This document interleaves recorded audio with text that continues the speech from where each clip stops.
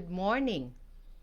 Our topic in Ask Mamilu episode 17, Scammers Targeting Senior Citizen Big Time and How to Prevent It.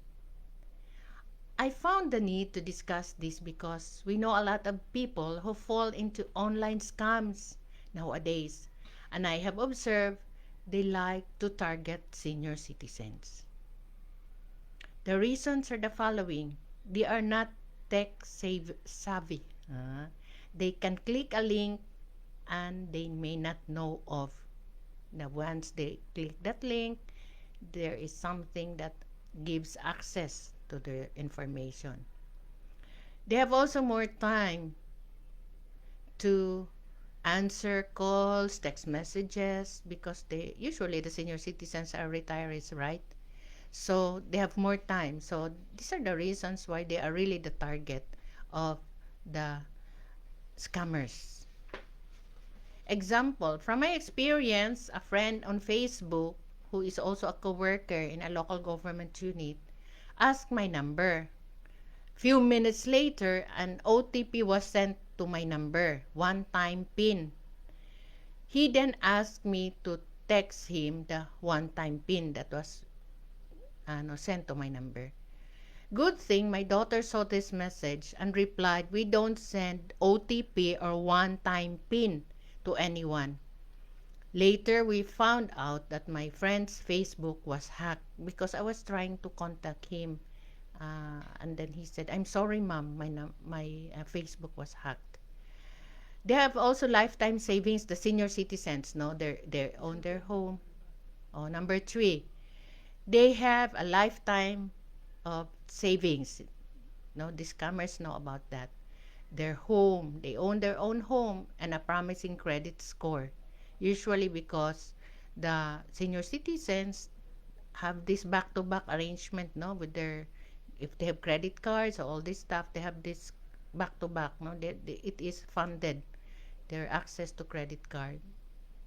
The number 4 is senior citizens have or having health challenges, so their judgment can be affected. What do you expect? If you have high blood, do you have patience? Do you have time to think, to process information? And if you have high blood sugar or low blood sugar or other challenges. So these are the considerations why the scammers are really targeting the senior citizen because of health challenges also. And then they also don't. Number 5 is the senior citizen don't report being scammed because they don't want to be called incompetent, because sometimes when you reach a certain age, even it's true to myself, know that you try to prove that you are still alive, alert, enthusiastic, and you have attention to details. So I have this I have this friend, no, who was really and sometimes it's an irritant, no, na you have to be assisted. But I think we really have to recognize that we are not but sometimes we are become too proud also, the senior citizen. So what are the common scams for senior citizen that we need to know? Grandparent scam, that's number 1. The grandparent scam is a type of social engineering attack in which fraudsters, no, the scammers or fraudsters, claim the victim's grandchild is in trouble. Imposters pretending to be the police call and say that their grandchild has been in an accident or involved in a crime. Scammers will then ask their targets to take out large sums of money or take a wire transfer to save their grandchild. So, if you look around, it's really happening. And there are sometimes friends and relatives who have encountered this kind of situation. Number 2 is government imposter scams. How it works? In this senior scam, fraudsters contact older people claiming to be representatives from a well-known government agency. This could include Medicare, the Internal Revenue Service, the Social Security. So they pretend, no, this is from So for example, early this year, there was a text message circulating that senior citizen who have national commission, no, for senior citizen will be given a cash incentive. Good thing I have a contact number with the NCSC commissioner. So thanks to Hope Fernandez Mendoza, because he's also a friend of that NCNC, National Commission on Senior Citizen Commissioner. And I verified it while my senior citizens were listening during our meeting. And it's not true. And they're even asking the National Commission on Senior Citizen that the public, the netizens, help them also, no, to prevent this kind of spread of misleading informations that would also victimize the senior citizen. So that's number 2, no, government imposers. There are a lot of mga text messages that we receive. Then elder financial abuse. How it works? Elder financial abuse happens when someone knows and trusts. No, the elderly knows and trusts. Like a family member, a close friend, or caregiver try to gain access to senior savings, credit, or assets. They would trick their victim into signing over access or power of attorney. Or they might even threaten to withhold care if they don't receive access. So the red flag indicator, an elderly parent or grandparent has an unexpected financial struggles and asks for solicitations or donations. So usually, I have a direct knowledge and experience about this. There was an elderly relative who was sick, and somebody was texting message that, this is in need of money because in the hospital, the medicines and all the stuff and the food and the caregiver has to be generated. So later on, when I tried to verify that particular relative, if she personally saw the situation of the patient, of a relative, and she said she was not aware, she was not there. How many times did you visit? How many times were you aware? And then, but they were already soliciting funds, no? So it's quite sad. The other thing is that because that particular relative also signed up a special power of attorney, so what happened is that the property of that elderly, because she failed to give clear instructions. So the relative guardians also transferred her property in the name of the children of that particular. And then it was also very sad because she was not really taken care of. Everything was taken advantage. And it happens in the hands of the relatives. No, then number 4 is false investment scams. No, how it works. It is an investment scam. Criminals pose as prudent financial advisors. Then they call and announce what it appears to be a lucrative investment opportunity. However, this is an attempt to extract transaction fees, steal investment from the targets. What are the red flag indicators? They promise high returns with little risk involved. No investment is 100% safe or can guarantee returns. The advisor uses high-pressure sales tactics to get an act quickly and without doing your due diligence. I have a very direct also information or experience about this. It happens to a government official. She is a respected government official, which later she shared her experience. When she retired, so there was really knowledge in the bank that she had received a good sum of money in her account. And it happens it's a bank employee because they have access to that. But the transaction of the investment scam was outside the bank. So she was lured to invest her money and she later lost her retirement fund. Fortunately, because she is a good person, but she did not tell the children and the family about it. But God just tried to really save her. She had a consultancy work that is also equivalent or more than equivalent to her retirement fund. So, but she did not share it. At a later time lang, she has the courage to tell the children and the family what actually happened to her retirement fund. So, these false investment scams, sometimes they would really have the profiling already of who are these about to retire and who would estimated, and then they would really solicit, no? And sometimes this is really no? How do you call that? No, the pressure. No, they will have to high pressure sales tactic. Okay? And also sweepstakes and elderly lottery scams. So how it works, fraudsters reach out to an elderly victim and claim that they won a contest, lottery or sweepstakes that they never entered. But to receive the winning, they will need to pay upfront fees and taxes and supply their banking information for the transfer. So this is also something. And I personally, over the years, I have received a lot of text messages regarding this matter. So it's quite very alarming, no, how they try to really spread all this and try to bait no possible victim. So just a side note, this video will be uploaded after the live in our official Facebook page. Ask Mamilu is also available on TikTok and Instagram. You can also scan my QR code to get the latest updates on my social media. Then number 6, how it works. Romance scams. In this type of elder fraud, scammers create fake personas on dating apps or social media to lure their targets. Con artists will research you online and use details that you have shared publicly to entangle you.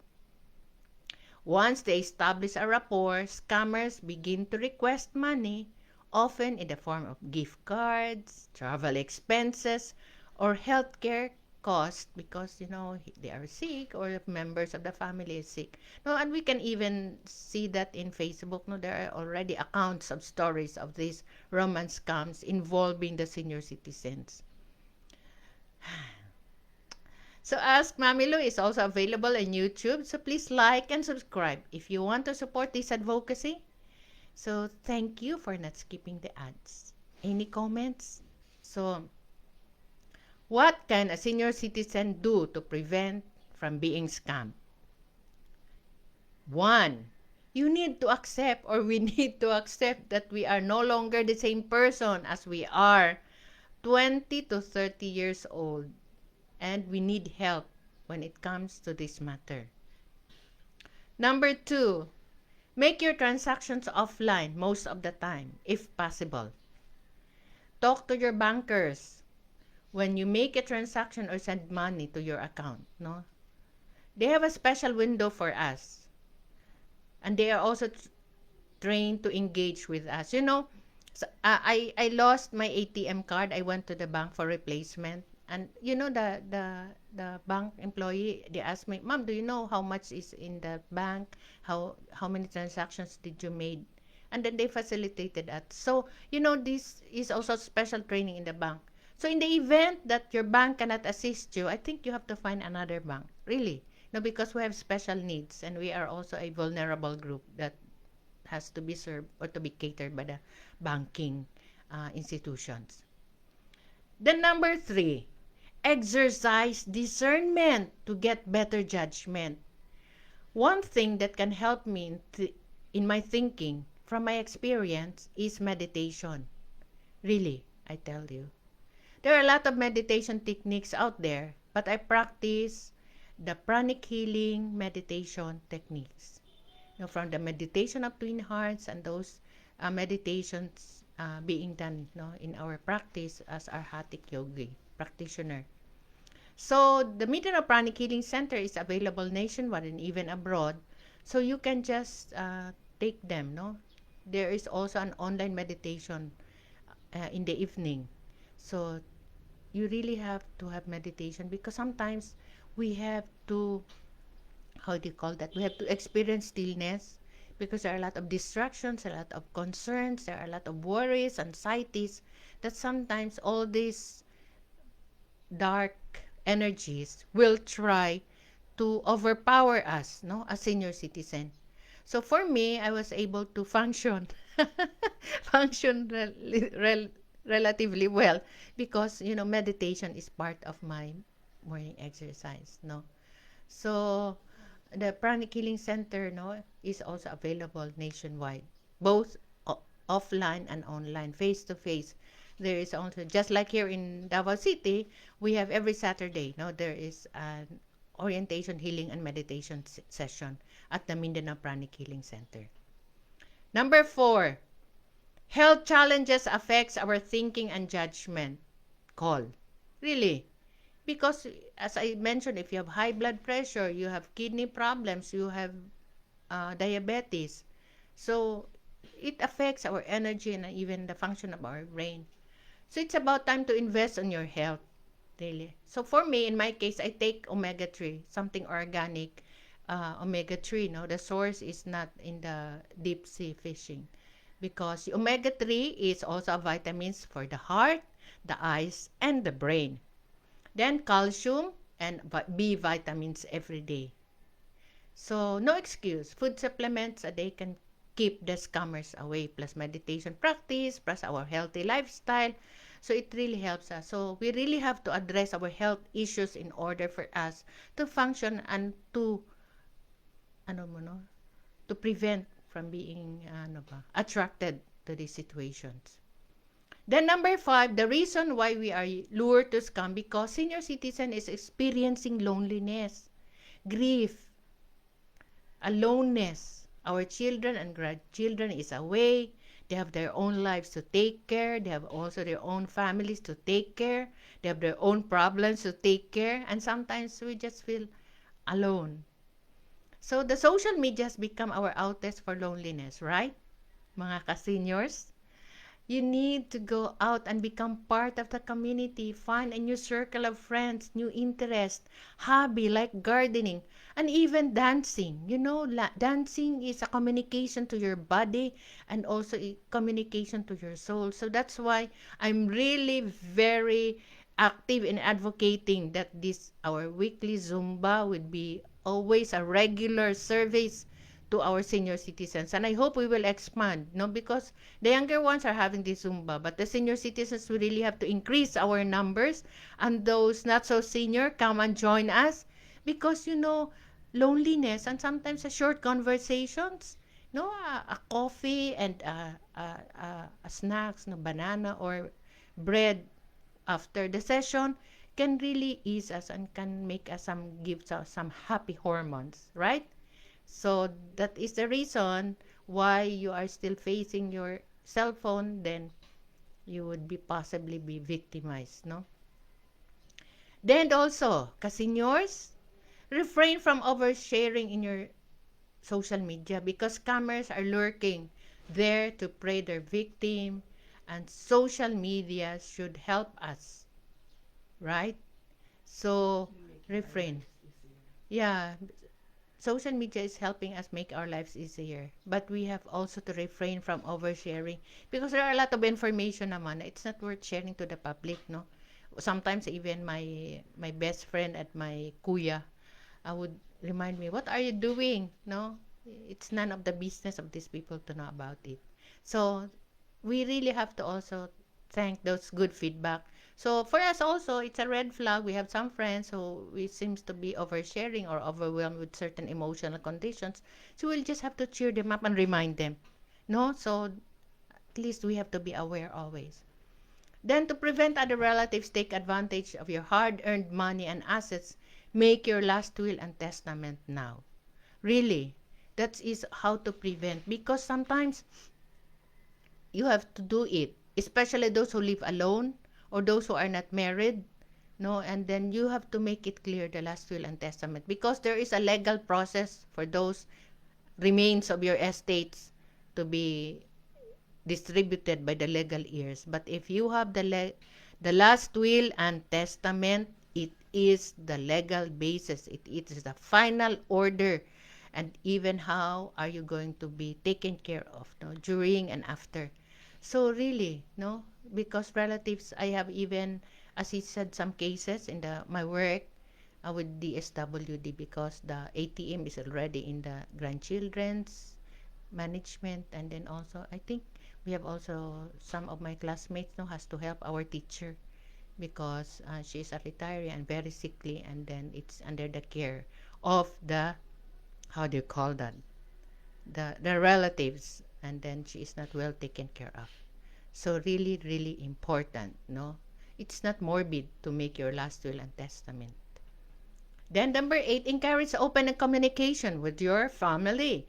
Your family should know how to access your accounts And passwords, it should not be private because we tend to be forgetful. Truly for me, I forget basta numbers na, no? So, if if your own family cannot help you, maybe you can conduct online transactions in your computer. Remember, you conduct online transactions in your computer, not on your cell phone. No? Because the keypad phone, no, is only used for calling or texting. So I think you don't need also to use the mga high-tech cell phone because you don't have online transactions. So if you have to have your Facebook, your Messenger, that could be more preferably on your computer, not on your cell phone. That's only a suggestion. Okay? So always be suspicious on any unsolicited call or text before making any drastic decisions. Always call a friend. Yes, I have received several friend requests, and I will check this is the friend because I don't know this person. So then they would give me feedback, and sometimes I have to really verify more, no? So we have to take time, not just click, click, click. Sometimes the account of our friend has already been hacked, and then there is this friend request. So we have to be very, very suspicious. It's okay to be suspicious or cautious. Okay? So then, I would like to share this information. A Philippine News Agency, the National Telecommunications NTC Region 1 Legal Officer Annie Minelli Maningling said, to avoid falling victim to these scams, the best approach is BIRD. B-I-R-D. BIRD stands for these 4 simple steps. 1. Block, ignore, report, and delete. You can leave this note on your phone, computer, even at the door to remind yourself. Because you forgot. So, BIRD. No, remember, word for today is BIRD. Block, ignore, report, and delete. Okay, so number 10 is report fraud and scams. Don't feel embarrassed about it. Anyone can be scammed at any age. You can report the scammer to the National Bureau of Investigation, NBI, Cybercrime Division, or to the Philippine National Police, PNP, Anti-Cybercrime Group. You can also file a complaint with the Department of Justice Cybercrime Office. So do not be afraid. So do you have any tips we can add on? What do you think will be the good topic for the next episode? Please comment down below. We will try the best that we can also to provide this information because we have to take care of our elderly and senior. These persons, including myself, has given the best part of our life to serve our family, to serve our community, and to serve our country. So at this point in our life cycle, when we become vulnerable, we also would like to ask you to help us and also to pray for us that we would have also the humility to accept that we are just like also little children. There are a lot of things that we do not know. There are a lot of things that we could be placed in a situation where we have no more control because of our physical, mental, emotional situations. Okay, so that ends our Ask Mami Lou episode 17. Scammers targeting senior citizen, big time, and how to prevent this. So always find the courage to ask for help. There is still a lot of good people out. You just need to find them.